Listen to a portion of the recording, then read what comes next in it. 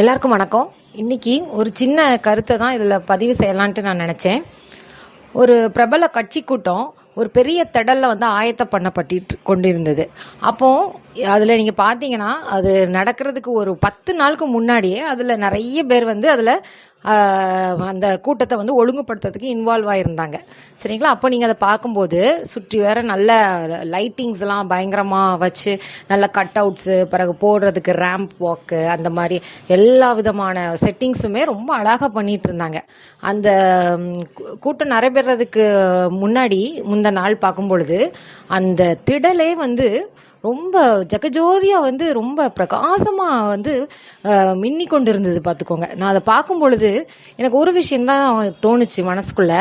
ஒரு உலக பிரகாரமான ஒரு லைட்டிங்கு இந்த செட்டப்லாம் வைக்கும் பொழுது அந்த இடத்த பார்க்கும்போது ரொம்ப ஒரு அழகான ஒரு குட்டி பரலோகம் மாதிரி தெரியுது.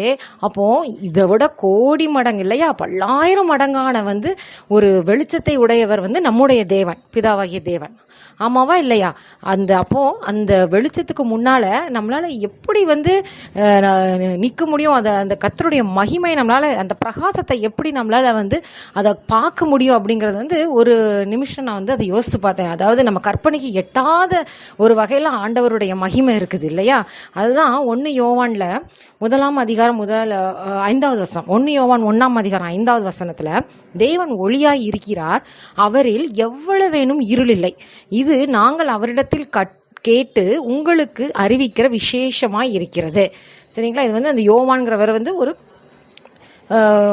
ஒரு சீஷன் இல்லையா? ஏசப்பா ஊழியம் செய்கிற காலத்தில் அவரோட இணைந்த ஒரு சீஷன். அப்போது அந்த இயேசு சுவாமியின் இடத்துல கற்றுக்கொண்ட காரியத்தை இந்த இடத்துல நம்மள்கிட்ட அந்த வசனத்தில் சொல்கிறாரு. தேவன் ஒளியாய் இருக்கிறார், அவரில் எவ்வளவேனும் இருள் இல்லை. அதாவது நோ டார்க்னஸ் அப்படின்னு இங்கிலீஷ் பைபிளில் இருக்குது. 0 டார்க்னஸ். அப்போது ஒரு எவ்வளவேனும் ஒரு சின்ன ஒரு பிட்டு கூட, ஒரு 50% கூட ஒன்றுமே இல்லாத அளவுக்கு அவர் ஒரு முற்றிலும் வெளிச்சமானவராம். அப்போது அந்த அப்பேற்பட்ட ஒரு வெளிச்சம் நமக்குள்ளே இருக்கும் பொழுது, அந்த வெளிச்சத்தை நம்மளுடைய இருதயத்துக்குள்ளே நம்ம ஏற்றுக்கொள்ளும் பொழுது, நம்ம வாழ்க்கையில் அதை அனுமதிக்கும் பொழுது, அப்போ கொஞ்சம் நினச்சி பாருங்களேன், நம்மளுடைய வாழ்க்கையில் இருக்கக்கூடிய இருளான காரியங்கள், மறைமுகமாக நம்ம பண்ணுகிற காரியங்கள்லாம் ஆண்டவருக்கு முன்பாக எல்லாம் வெட்ட வெளிச்சமாயிரும் இல்லையா? நம்ம மனுஷங்க பார்க்க மாட்டேங்காங்க அப்படின்னு நினச்சி செய்கிறதெல்லாம் கர்த்தர் பார்த்து கொண்டே தான் இருக்கிறார்.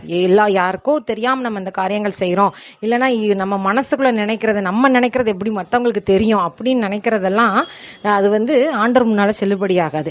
அவருடைய அந்த ஒளி நமக்குள்ளே இருக்கும் பொழுது நம்மளுடைய ப்ராப்ளம்ஸ், நம்மளுடைய சிச்சுவேஷன் எவ்வளவு இருளாக இருந்தாலும் அதையும் மாற்ற கர்த்தருக்கு வல்லமை உண்டு. தேவன் ஒளியாய் இருக்கிறார், அவரிடத்தில் எவ்வளவேனும் இருள் இல்லை. அந்த ஒரு பரிபூர்ணமான ஒரு நிலைமைக்கு தான் ஆண்டவர் நம்மளையும் தினமும் வளர்றதுக்கு பிரயாசப்படுறார். சரிங்களா? மேலும் ஒரு நல்ல கருத்தோட இன்னொரு வீடியோவில் உங்களை சந்திக்கிறேன். நன்றி.